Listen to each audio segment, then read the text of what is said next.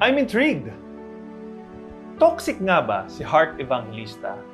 At bakit kailangan umabot sa punto na sabihin niya na she's also a human being? Like, I'm only human, like, I'm really tired.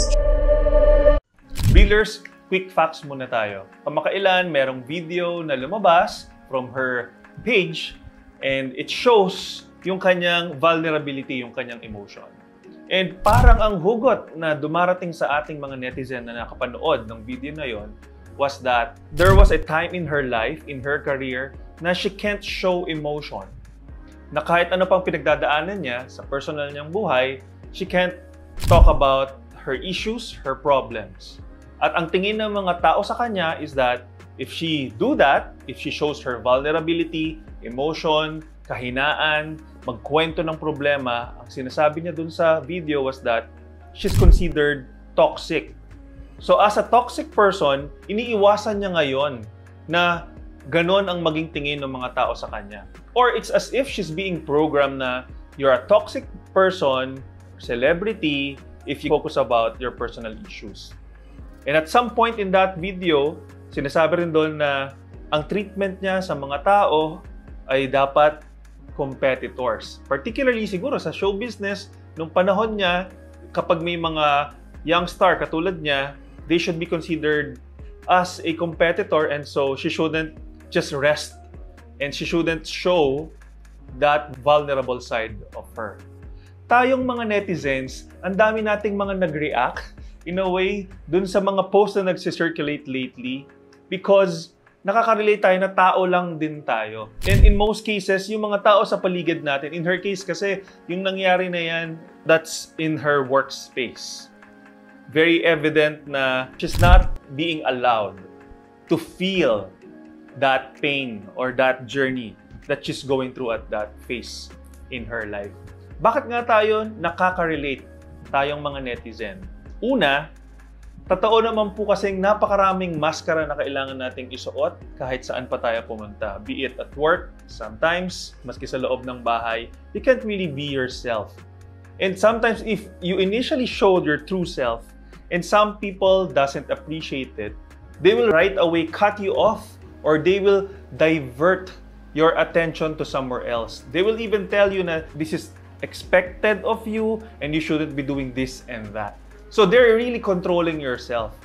The moment na hinayaan na natin yung mga tao na magdikta sa atin, at ang nangyari nga kay Heart is that she's now thinking na I am a toxic person if I talk about my truth. If I talk about yung totoong buhay na nangyayari sa likod ng camera. And so now that she's no longer with this group of people, ang nakikita natin dun sa video particularly was that she has trauma. She has emotional issues that she's still not letting go of. Why? Nakita natin kasi talagang umiyak siya. It's as if she's talking about an incident that happened a few days ago. But from the video in itself, it doesn't seem like it. And she even said, dinumihan nila yung workplace niya. What does that mean? So it only goes to show na as she grows in the showbiz industry, suppressed, there's so much oppression that happened as well. We're seeing her as glamorous, we're seeing her as a good actress, she's having fun, but sa likod pala ng camera, iba yung mga na-experience ni Heart Evangelista. And now, after a few years, we're seeing her crying, showing us tears. And it only talks about she has not allowed herself to feel the pain of the past and let go of them. Yung charge nung trauma na yon ay nasa kanya pa din. And we all could relate to that. Either you have a boss who's toxic and very controlling and doesn't want you to be yourself, trying to make you someone else. Either you're part of a family, either your parents wants you to be somebody else, your spouses wants you to be another person na hindi ikaw. Pero ginagawa natin kasi mahal natin yung trabaho natin, mahal natin yung mga tao sa paligid natin. At some point in our lives, just like what's happening to Heart Evangelista as of the moment, you will really ask yourself, ano ba talaga ako? Sino ba talaga ako? Bakit ito yung nararamdaman ko? Do I recognize this or do I just neglect myself from feeling it again? Lahat po tayo dumadaan sa punto na yan. And Breelers, all I could say, because as you know, I went through depression and a lot of healing process and it's an ongoing thing for me. I could only say kay Heart Evangelista na it's really about time.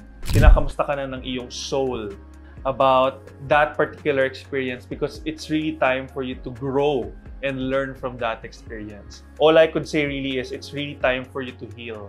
One of the people in the video said you have to also forgive that person. But you know, forgiving is really not that easy. Forgiving is definitely for you, but you have to go through a certain healing process.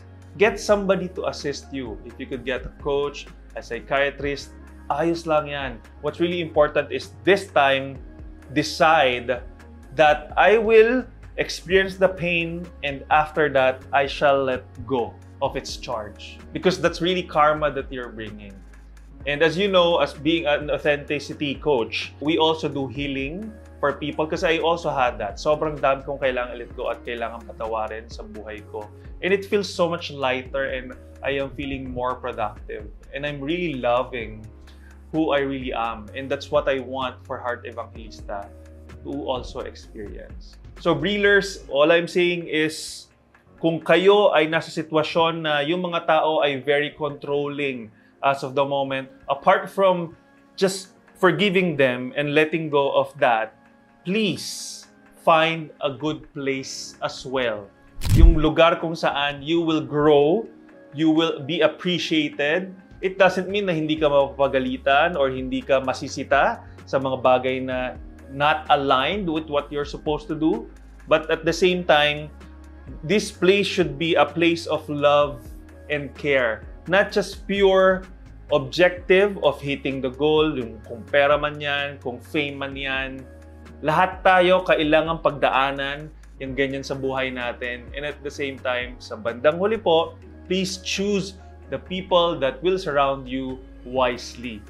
Hindi porket mas matanda sila or mas may knowledge sila, we will accept them as they are. We really have to choose the people that surrounds you because their energy will be your energy, and just like what's happening to Heart Evangelista right now, yung trauma is still there. And trauma is never good.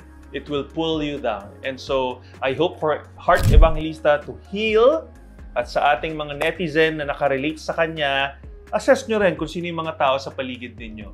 At kung hindi nyo na talaga kaya at hindi nyo dapat kasi lunukin lang kung sino sila, then find a place na mas ma-appreciate ka.